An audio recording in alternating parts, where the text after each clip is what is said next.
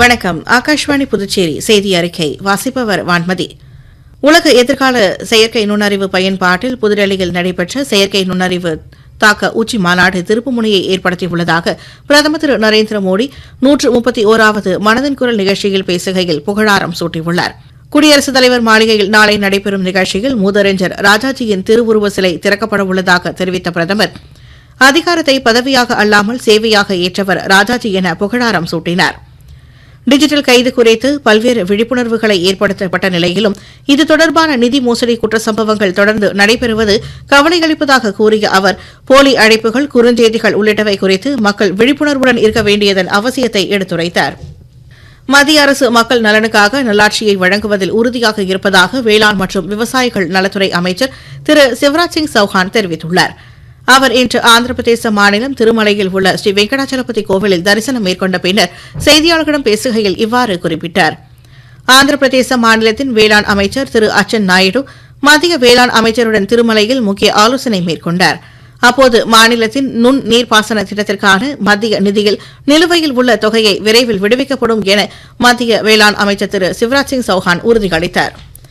செயற்கை நுண்ணறிவை சரியாக பயன்படுத்துவதன் மூலம் இந்தியாவின் வேளாண் துறை பொருளாதாரத்திற்கு 70,000 கோடி ரூபாய் வரை பங்களிக்க முடியும் என்று மத்திய அறிவியல் மற்றும் தொழில்நுட்பத்துறை இணையமைச்சர் டாக்டர் ஜிதேந்திர சிங் கூறியுள்ளார். இன்று மும்பையில் நடைபெற்ற வேளாண் துறைக்கான செயற்கை நுண்ணறிவு 2026 உச்சி மாநாட்டின் தொடக்க அமர்வில் உரையாற்றுகையில் அவர் இவ்வாறு தெரிவித்தார். நிகழ்நேர வானிலை ஆலோசனைகள், பேரிடர் தயார்நிலை, முன்கணிப்பு, பயிர் செயல்திறன் பகுப்பாய்வு மற்றும் முன்னெச்சரிக்கை அமைப்புகளை இந்த செயற்கை நுண்ணறிவின் மூலம் பெற முடியும் என்பதையும் அவர் எடுத்துரைத்தார். இந்நிகழ்வின் போது மகாராஷ்டிர மாநில முதலமைச்சர் திரு தேவேந்திர பட்னாவிஸ் மற்றும் அமைச்சர்கள் உடனிருந்தனர்.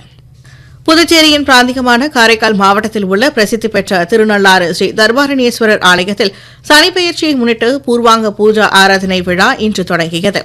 இந்நிகழ்வில் நலத்தீர்த்தத்தில் நடைபெற்ற ஆரத்தியில் புதுச்சேரி துணைநிலை ஆளுநர் திரு கைலாஷ்நாதர், குடிமைப்பொருள் வழங்கல் துறை அமைச்சர் திரு திருமுருகன், மாவட்ட ஆட்சியர் இஷிதா ராட்டி மற்றும் அரசு அதிகாரிகள் கலந்து கொண்டனர். 2.5 ஆண்டுகளுக்கு ஒருமுறை நடைபெறும் சனிப்பெயர்ச்சி விழாவிலும் அதற்கு முன்னதாக நடைபெறும் ஹோமங்கள் மற்றும் சிறப்பு பூஜையிலும் பக்தர்கள் திரளாக பங்கேற்க ஏதுவாக ஆலயம் சார்பில் சிறப்பு ஏற்பாடுகள் செய்யப்பட்டுள்ளன. மத்திய உள்துறை அமைச்சகத்தின் வழிகாட்டுதலின்படி ஆந்திர பிரதேச மாநிலம் அமராவதியில் உள்ள நீதித்துறை அகாடமியில் நீதிபதிகள் மற்றும் அரசு வழக்கறிஞர்களுக்கான மாற்றுத்திறனாளிகள் குறித்த பயிற்சி மற்றும் உணர்திறன் நிகழ்ச்சி இன்று நடைபெற்றது. மாற்றுத்திறனாளிகள் தொடர்பான வழக்குகளை கையாள்வதில் நீதிபதிகள் மற்றும் வழக்கறிஞர்களின் பங்கு குறித்து இந்நிகழ்ச்சியின் போது விவாதிக்கப்பட்டது. மாற்றுத்திறனாளிகளின் உரிமைகளை எவ்வாறு நிலைநிறுத்துவது குறித்து சட்ட நிபுணர்கள் பங்கேற்பாளர்களுக்கு எடுத்துரைத்தனா். ஆரோவில் சர்வதேச நகரத்தை உருவாக்கிய அன்னையின் பிறந்த நாளை கொண்டாடும் வகையில் ஆரோவிலில் உள்ள முக்கிய சாலையான கிரவுன் சாலையில் கிரவுன் வாக் நிகழ்ச்சி நடைபெற்றது. ஆரோவிலின் வளர்ச்சியையும் அதன் ஆன்மீக நோக்கத்தையும் பறைசாற்றும் வகையில் இந்த ஊர்வலத்தில் சர்வதேச பிரதிநிதிகள் பலர் கலந்து கொண்டனர்.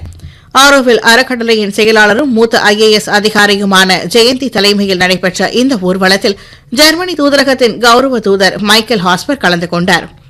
தொடர்ந்து இந்திய பாரம்பரியத்தை வெளிப்படுத்தும் வகையில் கோலாட்டம், தற்காப்பு கலைகளான களரி, சிலம்பம் உள்ளிட்டவை வழிநெடுகிலும் நடத்தப்பட்டன.